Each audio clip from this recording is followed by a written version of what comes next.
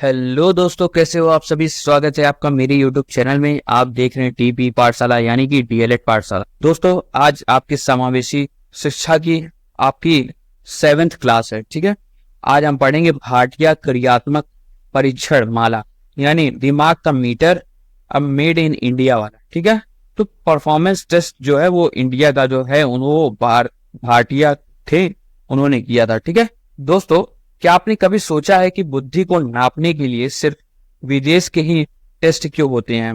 क्या हमारे भारत में ऐसा कोई देसी तरीका नहीं है जिससे हम अपना दिमाग का मीटर नाप सकें? लगता है ना आप लोग को अपना टाइम आएगा वाला डायलॉग यहाँ भी फिट बैठता है।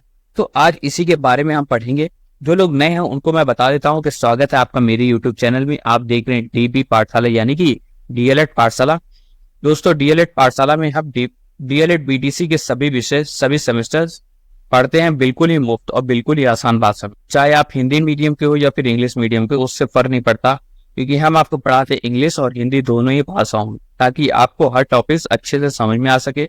अगर आप ढूंढ रहे हो कि डीएलएड के सभी विषयों के सटीक, सरल और पूरी तरीके से नोट्स आधारित वीडियोस, तो आप बिल्कुल सही चैनल पे आ गए हो। चैनल को सब्सक्राइब कर दें, वीडियो को लाइक कर दें, बेल आइकन दबाना ना भूलें और हमारे टेलीग्राम चैनल DLED_ पाठशाला को ज्वाइन जरूर कर लें। ठीक है, आते हैं, स्टार्ट करते हैं आज का लेक्चर। दोस्तों, उससे पहले हम लोग रिवीजन कर लेते हैं कि पिछली क्लासेस में हमने क्या पढ़ा था। ठीक है, तो लास्ट क्लास का हम रिवीजन करते हैं। आइए, जो लास्ट क्लास में हमने पढ़ा था दोस्तों रिवीजन, ठीक है, हम रिवीजन कर रहे हैं। लिख लेता हूँ, फिर कुछ लोग स्किप करके वीडियो देखते हैं और फिर सर बोलते हैं सर इतना जल्दी जल्दी क्यों पढ़ा रहे हैं। तो जल्दी जल्दी नहीं पढ़ा रहे हैं बच्चों, यहाँ आपका रिवीजन करा रहे हैं। रिवीजन मैं 2 बार आपका कराता हूँ, 2 टाइम्स। ठीक है, एक क्लास एंड होनी होती है तो मैं रिवीजन करा देता हूँ, और जब नेक्स्ट क्लास स्टार्ट होती है तो पिछली क्लास का फिर से रिवीजन होता है। तो 2 बार आपका रिवीजन होता है। ठीक है, इसी के लिए जल्दी जल्दी इसको कवर किया जाता है। ठीक है, लेक्चर में आसानी से आराम से अच्छे से पढ़ाता हूँ। आप ये 2 मिनट बाद देखिएगा तो लेक्चर स्टार्ट हो जाएगा। ठीक है, तो नोट्स में हम देखते हैं कि बुद्धि लब्धि जो है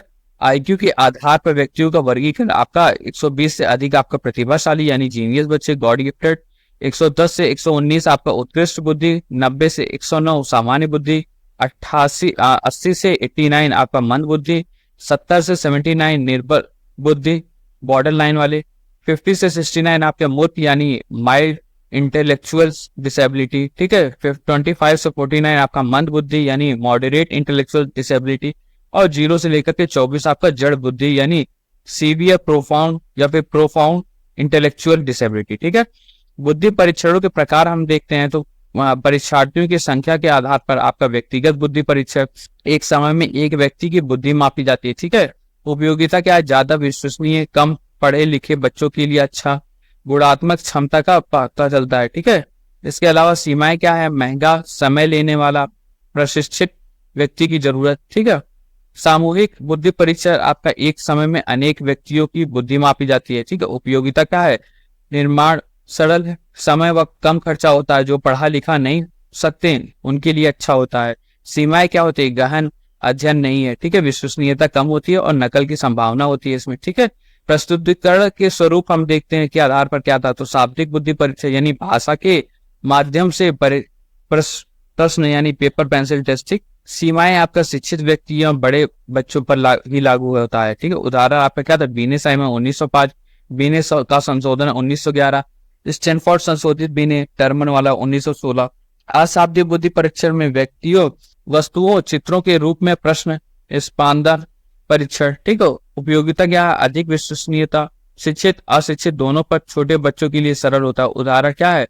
ओटीएस भूल भुलैया परीक्षण। ठीक है, तो ये था बच्चों कल का लेक्चर। अब हम आज का लेक्चर क्लास स्टार्ट करते हैं। आज अपनी क्लास है क्या है? 7 है। ठीक है, क्लास 7 है। ठीक है बच्चों, स्टार्ट करते हैं आज का लेक्चर।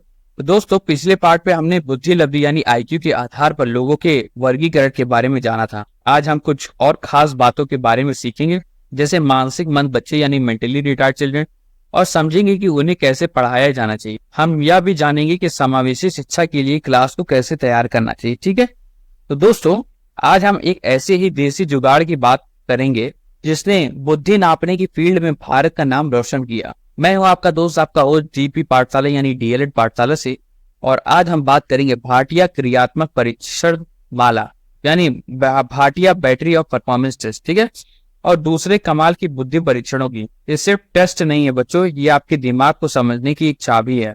ये क्लास आपकी समावेशी शिक्षा शास्त्र की एक super duper entertaining mind game वाली क्लास होने वाली है। कौन जीनियस है और कौन फूल सब पता चलेगा। तो अपनी कॉपी पेन निकाल लीजिए, स्टार्ट करते हैं।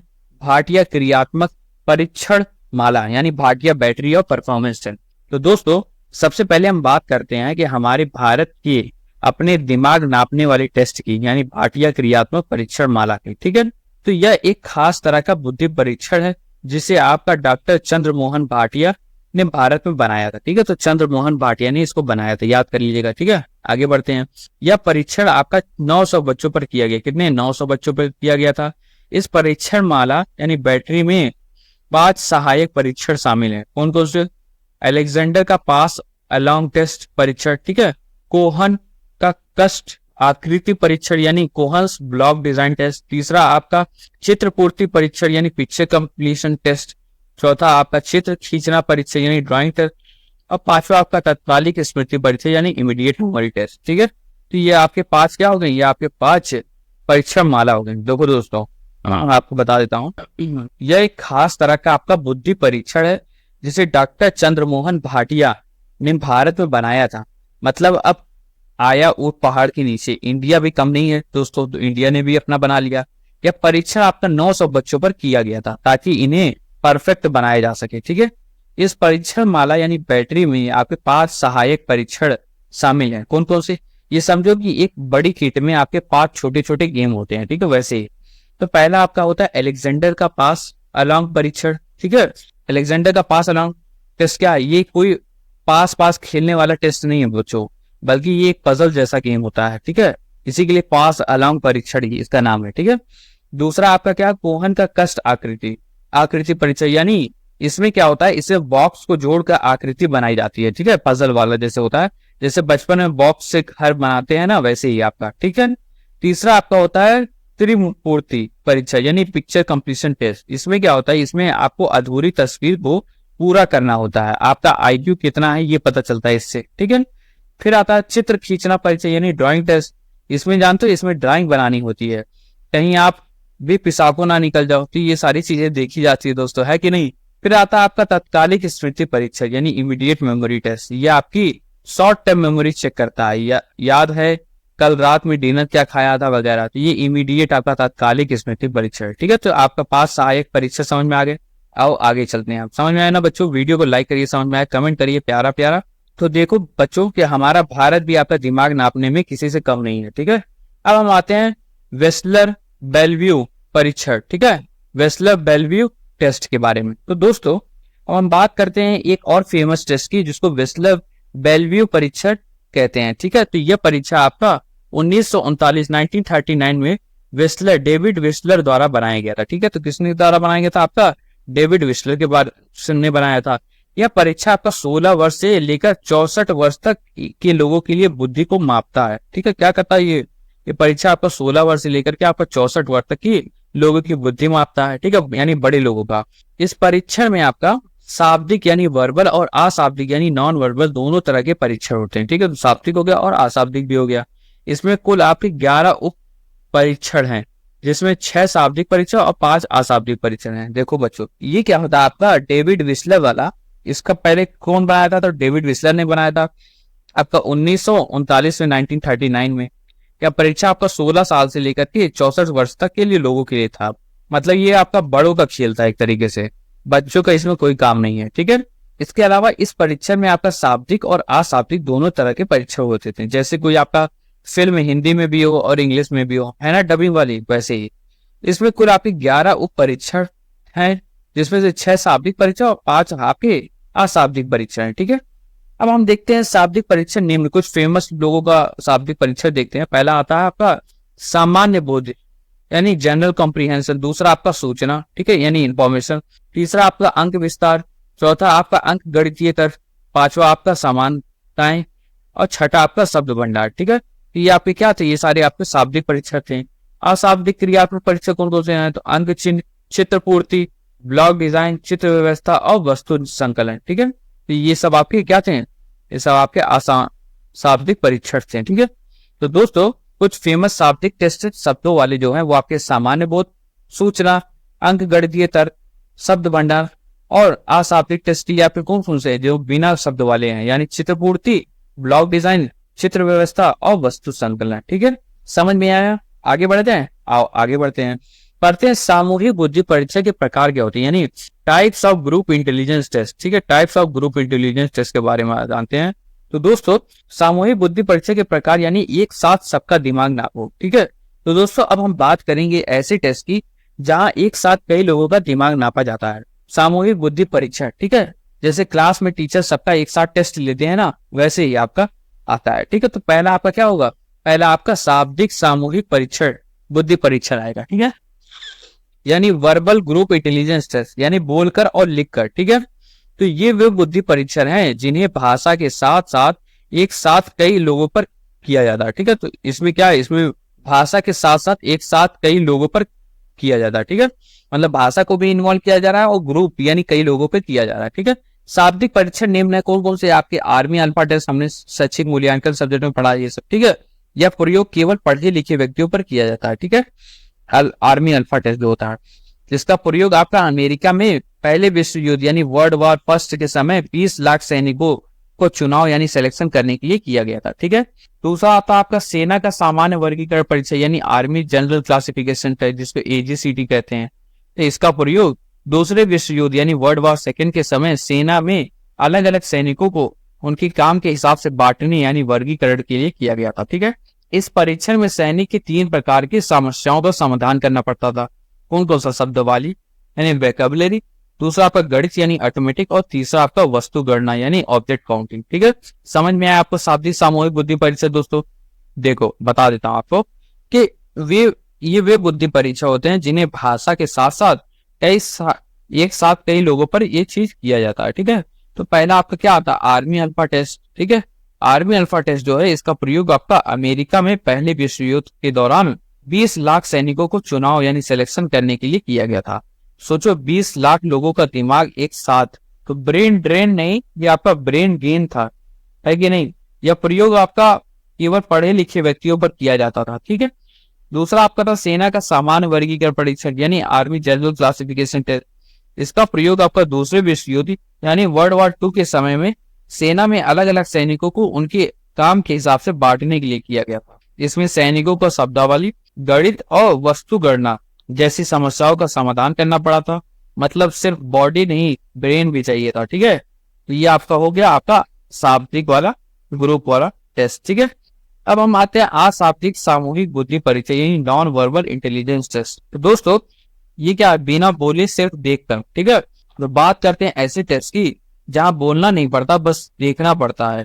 ये आपका साइलेंट मूवी जैसा टेस्ट होता है। ठीक है, तो इसमें भी आपका क्या था, आर्मी बीटा टेस्ट था। ठीक है, उसमें अल्फा था, उसमें बीटा, आर्मी बीटा परीक्षण। ठीक है, इसमें क्या होता है, इनमें वस्तुओं को गणना करना होता है। ठीक है, चित्रों को अलग अलग वस्तुओं से संबंध बताना और चित्र की उन वस्तुओं पर निशान यानी चिन्ह लगाना शामिल था जिनका किसी से कोई संबंध नहीं है या उन लोगों के लिए किया गया था जो पढ़े लिखे नहीं हो सकते थे। ठीक है, दूसरा आपका क्या था, शिकागो अशाब्दिक सामूहिक परीक्षण। ठीक है, यह परीक्षा आपका 6 वर्ष की उम्र से लेकर बड़े लोग यानी पौड़ अवस्था तक के व्यक्तियों के लिए बुद्धि को मापता था। ठीक है, निम्न कार्य करने पड़ते थे, कौन सा, अंक प्रतीक यानी डिजिट सिंबल, वस्तुओं का वर्गीकरण यानी क्लासिफिकेशन ऑफ ऑब्जेक्ट, तीसरा आपका अलग अलग प्रकार के वस्तुओं को समानता बताना, चौथा आपका लकड़ी की ब्लॉक को गिनना, पांचवा आपका चित्र व्यवस्था, छठा आपका आकृति का मिलान और पिगन का अशाब्दिक परीक्षण। ठीक है, ये आपका दूसरी चीज में है। ठीक है, तो आपका आर्मी बीटा परीक्षण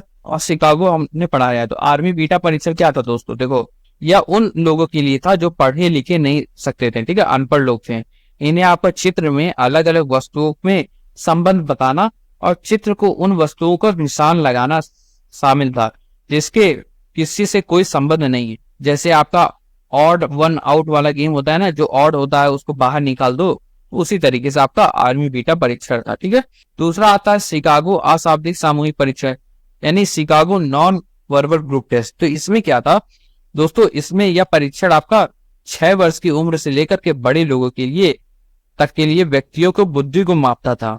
इसमें आपका अंक प्रतीक, वस्तुओं का वर्गीकरण, और चित्रों की व्यवस्था जैसे कार्य करने पड़ते हैं। ठीक है, पिगन का अशाब्दिक परीक्षण जो है, यह परीक्षण आपका इंग्लैंड में मनोवैज्ञानिक पिगन का बनाया हुआ है। ठीक है, इसमें आपका 4 उप परीक्षण कौन कौन से, समानताएं यानी सिमिलैरिटी, आकृति क्रम यानी फिगर सीक्वेंस, विभिन्नता यानी डिफरेंसेस, और सादृश्य यानी एनालॉजीज। ठीक है, फिर आपका आता है कैटल। ठीक है, कैटल का संस्कृत मुक्ति परीक्षण यानी कैटल्स कल्चर फ्री टेस्ट। ठीक है, तो इसमें क्या होता है दोस्तों, इनमें चित्र के द्वारा परीक्षण किया जाता था ताकि भाषा या संस्कृति पर प्रभाव न पड़े। ठीक है, फिर आता है आपका रेवन प्रोग्रेसिव मैट्रिक्स। ठीक है, रेवन प्रोग्रेसिव मैट्रिक्स आरपीएम, तो ये आपका रेखा गणितीय यानी जियोमेट्रिकल आकृतियों और डिजाइन से होता है, जिसमें पैटर्न का पूरा करना होता है। ठीक है, तो समझ में आपका कैटल कल्चर टेस्ट क्या था दोस्तों। कैटल कल्चर टेस्ट में आपका चित्रों के द्वारा परीक्षण किया जाता था ताकि भाषा या संस्कृति का प्रभाव न पड़े, मतलब आपका न्यूट्रल टेस्ट, एक तरीके से कोई भेदभाव नहीं होता था। ठीक है, फिर आपका था रेवन प्रोग्रेसिव मैट्रिक्स। तो ये क्या था, यहाँ रेखा गणितीय आकृतियों यानी जियोमेट्री आकृतियों और डिजाइन में होता था। ठीक है, जिसमें पैटर्न को पूरा करना होता था, जैसे किसी पजल को पूरा करना हो। ठीक है, समझ में आया आप लोगों को। आगे चला जाए, अभी आपकी क्लास काफी लंबी है। ठीक है, आधी क्लास हो गई, आधी क्लास भी है। ठीक है, चलो आते हैं क्रियात्मक बुद्धि परीक्षा यानी परफॉर्मेंस इंटेलिजेंस टेस्ट के बारे में पढ़ते हैं। ठीक है, तो दोस्तों क्रियात्मक बुद्धि परीक्षा यानी करके दिखाओ। ठीक है, यानी क्रिया करो। ठीक है, अब हम बात करते हैं क्रियात्मक बुद्धि परीक्षण यानी परफॉर्मेंस इंटेलिजेंस टेस्ट की। तो दोस्तों क्रियात्मक परीक्षण निम्न व्यक्तियों के लिए उपयोगी है। कौन कौन से, गूंगे व बहरे व्यक्तियों की बुद्धि मापने के लिए, अनपढ़ इलिटरेट व्यक्तियों के लिए, शर्मीले या अंतर्मुखी यानी इंट्रोवर्ट व्यक्तियों के लिए। ठीक है, शैक्षिक रूप से पिछड़े बच्चों के लिए और विदेशी बच्चों के लिए जो स्थानीय भाषा नहीं जानते हैं। ठीक है, तो दोस्तों ये परीक्षा उन लोगों के लिए बहुत उपयोगी है जो बोल नहीं सकते हैं, गूंगे होते हैं, सुन नहीं सकते हैं, बहरे होते हैं, अनपढ़ हैं या सिर्फ शर्मीले हैं, या जिन्हें भाषा की समस्या, जैसे विदेशी बच्चे। मतलब ये उन सभी के लिए है जो बोलकर या लिखकर अपनी बात नहीं कर बता सकते, करके दिखाओ फिर मानो। ठीक है, इसमें आमतौर पर आपका ब्लॉक्स, पजल जैसी चीजें होती है जिन्हें जोड़कर या बनाकर दिखाना होता है। ठीक है, समझ में बच्चों। आगे चला जाए, अब कुछ अन्य महत्वपूर्ण परीक्षण देखते हैं इंपॉर्टेंस टेस्ट के बारे में। ठीक है, पर्सनालिटी भी नापना चाहिए। ठीक है, तो TAT परीक्षण। ठीक है, जिसको थीमेटिक एप्रिसिएशन टेस्ट। ठीक है, TAT। ठीक है, ये क्या है दोस्तों, बुद्धि के अलावा कुछ और खास टेस्ट भी होते हैं जो हमारी पर्सनालिटी को नापते हैं, जिसमें आपका आता है पहले TAT परीक्षण।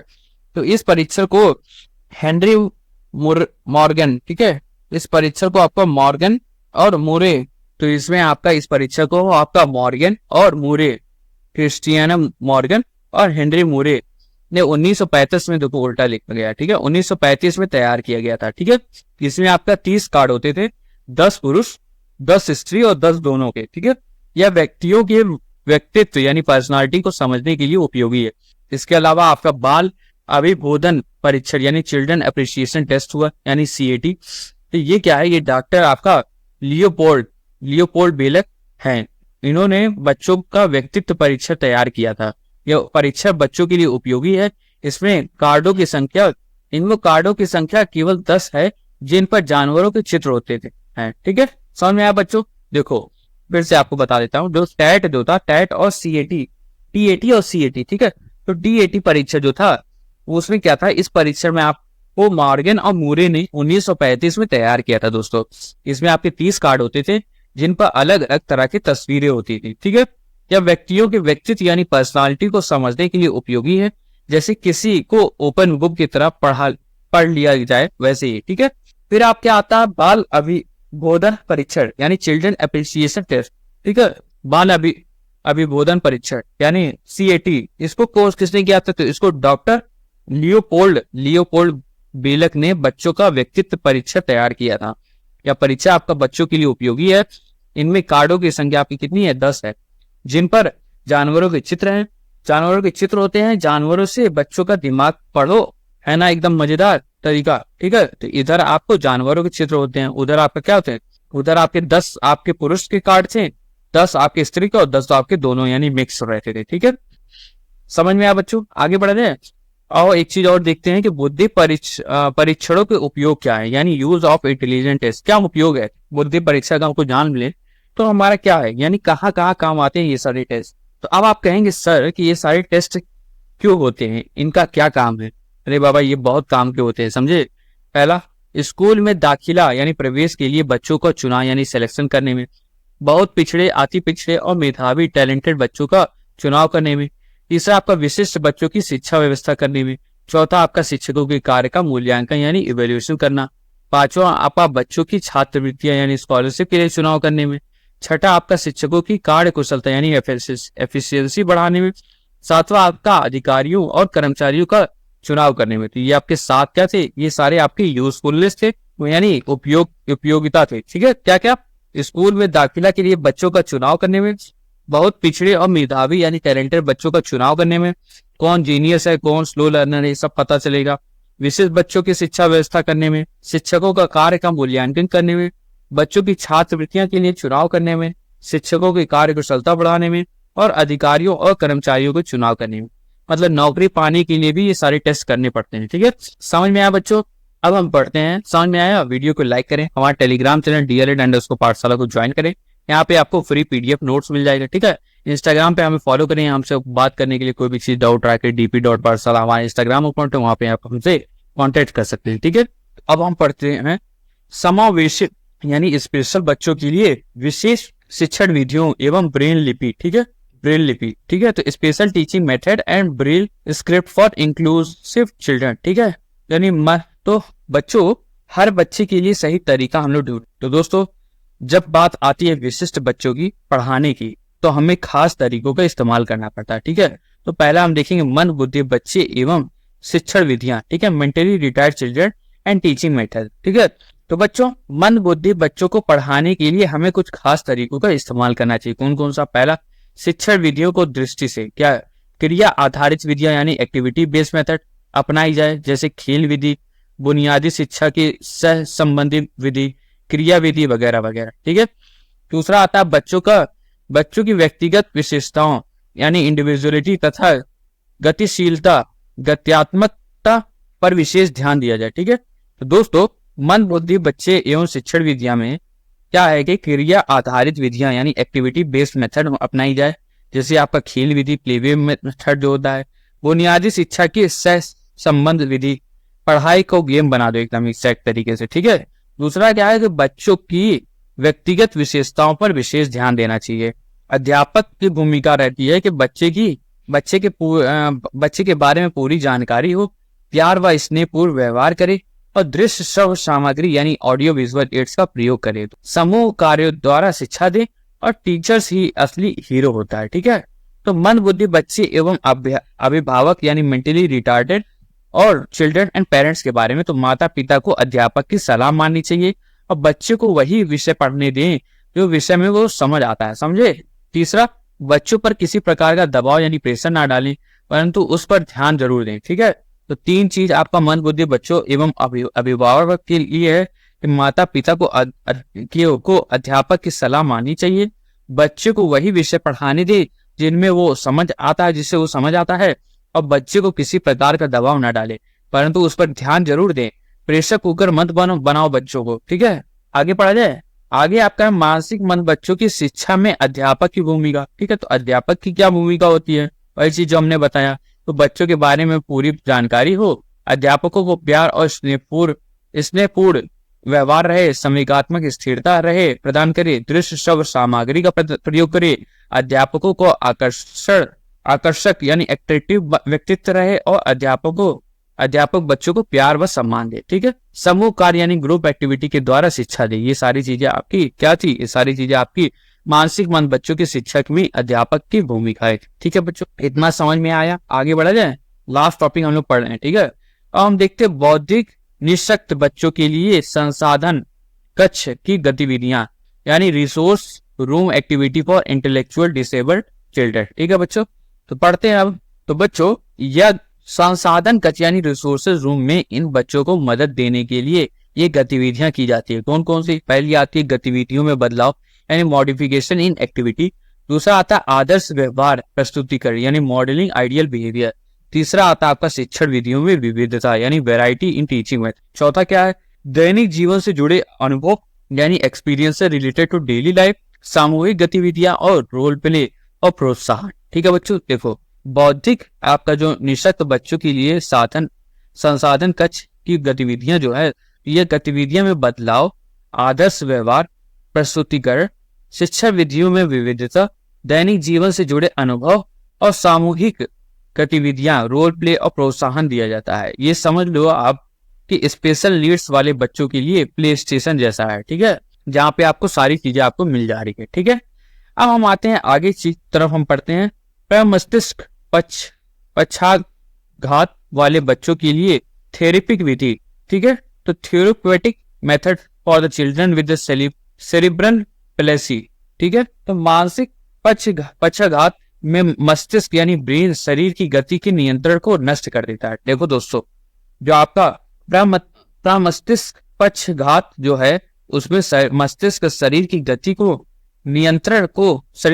नियंत्रण को नष्ट कर देता है। ठीक है, इसके अलावा प्रमुख विधियां जो हैं वो क्या है, फिजियोथेरेपी, शारीरिक व्यायाम से गति में सुधार होती है, स्पीच थेरेपी यानी बोलने में मदद होती है, न्यूरो डेवलपमेंट थेरेपी यानी न्यूरो डेवलपमेंट थेरेपी, एनडीटी, मस्तिष्क और शरीर के संबंध को सुधारना। ठीक है दोस्तों, प्रमस्तिष्क पक्षाघात जो है आपका वो क्या है, सेरिब्रल प्लेसी वाले बच्चों के लिए आपका थेरेपिक विधि होती है। जो आपका पहला आता है प्रमस्तिष्क पक्षाघात में मस्तिष्क शरीर की गति के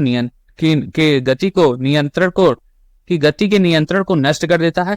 प्रमुख विधियां जो होती है इसमें फिजियोथेरेपी होती है, शारीरिक व्यायाम जो आता है, स्पीच थेरेपी यानी बोलने में मदद, न्यूरो डेवलपमेंट थेरेपी ये है आपकी रिकवरी के लिए डॉक्टर वाले तरीके। ठीक है बच्चों, समझ में आया। आगे बढ़ते हैं, पढ़ते हैं पिछड़े बच्चों की शिक्षा। पिछड़े बच्चे की शिक्षा कैसी है, एजुकेशन ऑफ बैकवर्ड चिल्ड्रन। तो पिछड़े बच्चों के लिए दो तरह के कार्यक्रम चलाए जा सकते हैं। कैसे कैसे, पहला कार्यक्रम उनके लिए जो अभी पढ़ रहे हैं परंतु कुछ कारणों से पढ़ाई में पिछड़ गए। ठीक है, तो पहला जो लोग पढ़ रहे हैं, और दूसरा कार्यक्रम उनके लिए जो पढ़ने में बहुत ज्यादा पिछड़ चुके हैं। ठीक है, पिछड़ेपन को दूर करने के लिए अध्यापकों का इलाज, उपचार, ट्रीटमेंट या बचाव यानी प्रिवेंशन में दो तरह से कार्यक्रम चलाने चाहिए। पहला, कक्षा में अध्यापक द्वारा उचित शिक्षण हो और कक्षा के बाहर बच्चे और अभिभावक यानी पेरेंट्स द्वारा मदद मिले। ठीक है, समझ में आया बच्चों कि पिछड़े बच्चों की शिक्षा कैसी है। तो पिछड़ेपन को दूर करने के लिए अध्यापकों को इलाज या बचाव के कार्यक्रम चलाने चाहिए। इसके अलावा कक्षा में उचित शिक्षण और कक्षा के बाहर बच्चे और अभिभावक द्वारा मदद मिले। ठीक है, समझ में आया। लास्ट टॉपिक पढ़ते हैं अब हम लोग, वाणी बाधित के लिए कक्षा प्रबंधन। ठीक है, यानी classroom management for speech impaired children. अब जो स्पीच इम्पेयर्ड चिल्ड्रन उनके लिए, तो वाणी बाधित बच्चों का क्लास में पढ़ाने के लिए कुछ खास बातें को ध्यान रखना चाहिए। कौन कौन सी? पहला आता है बच्चों को उचित वातावरण दे और उनके अशुद्ध उच्चारों का मजाक न उड़ाएं। ठीक है, मजाक ना उड़ाएं। दूसरा क्या होता है, बच्चों को कक्षा में प्रश्नों के उत्तर देने के समान अवसर यानी इक्वल अपॉर्चुनिटी दें। तीसरा है आपका बच्चों को सामूहिक उच्चारण प्रविधि यानी ग्रुप आर्टिकुलेशन प्रैक्टिस के द्वारा पढ़ाएं। चौथा आपका अध्यापक बच्चे के पूरा ध्यान दे। पांचवा आपका कक्षा में दृश्य श्रव्य सामग्री यानी ऑडियो विजुअल एड्स का प्रयोग किया जाए। छठा आपका बच्चों में भाषा कौशल यानी लैंग्वेज स्किल्स का विकास किया जाए। सातवां आपका बच्चों को समय समय पर प्रोत्साहन यानी इंकरेजमेंट दिया जाए। आठवां आपका बच्चों के लिए स्कूल में विशेष यंत्र यानी स्पेशल डिवाइसेस की सुविधा हो। समझ में आया बच्चों? देखो बच्चों, वाणी बाधितों के लिए कक्षा प्रबंधन जो है उसमें क्या होता है कि बच्चों को उचित वातावरण देना चाहिए और उनके अशुद्ध उच्चारण और का मजाक बिल्कुल नहीं उड़ा। ठीक है, साथ ही साथ बच्चों को कक्षा में प्रश्नों के उत्तर देने का समान अवसर इक्वल अपॉर्चुनिटीज देनी चाहिए। ठीक है, इसके अलावा सामूहिक उच्चारण प्रविधियों के द्वारा अवसर इक्वल अपॉर्चुनिटीज देनी चाहिए। ठीक है, इसके अलावा सामूहिक उच्चारण प्रविधियों के द्वारा पढ़ाएं। ठीक है, अध्यापक बच्चे को पूरा ध्यान दे और दृश्य श्रव्य सामग्री का प्रयोग करें। इसके अलावा बच्चों में भाषा कौशल का विकास किया जाए। डर के आगे जीत है और बोलने के आगे आत्मविश्वास है। तो यही चीज आपकी सारी चीजें हैं। ठीक है, समझ में आया बच्चों? तो ये थी आपकी क्लास, समझ में आया। अब मैं कुछ बटाटा वाला जैसे गरम गरम और फटाफट याद रखने वाले फैक्ट्स बताता हूँ जो आपके एग्जाम में काम आएंगे। ये आपके नोट्स हैं जो आपके मैजिक मंत्र हैं जो एग्जाम में जरूर काम आएगा। ठीक है, तो भाटिया जो है भाटिया क्रियात्मक परीक्षण माला निर्माता कौन थे? आपके डॉक्टर चंद्रमोहन भाटिया भारत के। शामिल परीक्षण क्या है? अलेक्जेंडर पास एनालॉग। ओहन ब्लॉक डिजाइन, चित्रपूर्ति, चित्र खींचन ना तत्कालिक स्मृति। ठीक है। वेस्लर बेलव्यू परीक्षण जो आपका है, निर्माता कौन है? वेस्लर, 1939 में। आयु वर्ग 16 से 64 वर्ष, बड़े लोगों के लिए। प्रकार क्या है? शाब्दिक। 6 उप परीक्षण है और अशाब्दिक में आपके 5 उप परीक्षण दोनों है। ठीक है। सामूहिक बुद्धि परीक्षण के प्रकार क्या है? तो शाब्दिक, सामूहिक, भाषा आधारित। ठीक है। अल्फा, आर्मी अल्फा टेस्ट, जिसमें प्रथम विश्व युद्ध में पढ़े लिखे सैनिक होते थे। सेना का सामान्य वर्गीकरण परीक्षण, AGCT, द्वितीय विश्व युद्ध में सैनिकों का वर्गीकरण हेतु शब्दावली, गणित, वस्तु गणना। अशाब्दिक सामूहिक वस्तु चित्र आधारित होता है। ठीक है। आर्मी बीटा परीक्षण आपका हो गया अनपढ़ गैर अंग्रेजी बोलने वाले हेतु। शिकागो अशाब्दिक सामूहिक परीक्षण 6 वर्ष से पौड़ तक। इसके आगे पिगन का अशाब्दिक परीक्षण, यानी इंग्लैंड में पिगन द्वारा समानताएं, आकृति, क्रम आदि। फिर आता है आपका कैटल की संस्कृत मुक्त परीक्षण, यानी चित्रों द्वारा।